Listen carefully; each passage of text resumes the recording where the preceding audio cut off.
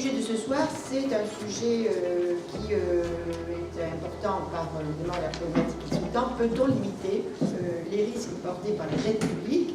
Tout le monde sait que nous sommes dans une situation explosive de dette publique qui dérive régulièrement pour la France depuis plusieurs années. Je rappelle qu'en 1980, notre niveau de dette publique il était environ de 20-21% du PIB. Nous sommes aujourd'hui proches de 100% du PIB. Donc il y a manifestement une dérive inquiétante de cette dette. Nos experts nous diront s'il faut s'inquiéter et si ce niveau d'endettement persistant présente des risques élevés. Des risques économiques, des risques également juridiques et financiers. La dette publique, aujourd'hui, c'est un critère qui est pleinement pris en compte par la discipline budgétaire européenne. Vous le savez, le six-pack exige que soit accordée une importance plus grande au niveau et à l'évolution de la dette, et il impose aux États un rythme précis de réduction de leur dette quand elles dépassent une certaine valeur de référence.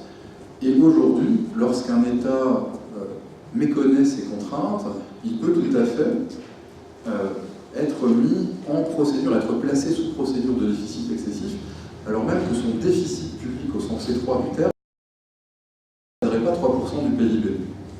Autre risque encore, le recours à l'endettement sur les marchés financiers expose au risque de resserrement de l'offre de crédit, et ça n'est pas théorique. Les collectivités territoriales en ont fait l'expérience il n'y a pas très longtemps. Enfin, il faut ajouter que la banalisation de la décision d'emprunter, c'est quelque chose qui expose au risque de décisions insuffisamment réfléchies, au risque de décisions imprudentes, dont les conséquences peuvent être lourdes finalement pour l'ensemble des finances publiques. Donc, exemple très simple pour montrer que quand on raisonne en termes juridiques, c'est pas du tout évident de déterminer facilement le lien patrimonial, le lien personnel qui résonne. Et c'est d'autant plus révélateur que, comme je vous le montre là, la presse se fait véritablement l'écho de ce type de situation. Alors il y a Levallois-Perret qui est pointé du doigt par le Figaro comme étant une ville moins vertueuse, et c'est de cette manière-là qu'on va véhiculer un certain nombre d'idées sur la dette publique. Donc voilà, là-dessus, voilà un exemple tout à fait adapté de ce type de question. Et dans le même sens, donc là, je pense qu'on peut être d'accord pour établir que juridiquement, la réponse n'est pas du tout satisfaisante et que c'est pas, le régime, évidemment, n'est pas clair. On peut se poser la question de l'autre côté, du point de vue du créancier. Peut-être que vous ne savez pas qui sont les différents créanciers de la dette publique, mais vous vous dites, bah, moi je ne sais pas qui est créancier, mais il y a des gens savants qui le savent, donc si je ne le sais pas, c'est pas grave. Eh bien, détrompez-vous. Je vous ai mis en avant une question d'une députée qu'elle a posée au ministre du Budget. Et donc la question de savoir, de manière très très simple, qui sont les créanciers de l'État. Et vous allez voir la réponse et à quel point elle va faire écho à l'intervention de Philippe Josse qui nous a parlé des créanciers nationaux et internationaux. Donc la réponse elle est claire, c'est qu'il n'existe pas donc, en fait, de liste précise des différents créanciers et que l'agence France Trésor ne détient pas de liste de créanciers.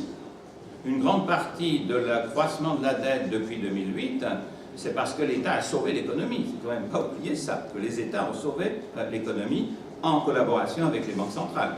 L'essentiel de l'augmentation de la dette dans les années 2000, c'est l'effervescence financière, c'est l'aberration de la finance, c'est la montée incroyable des dettes privées.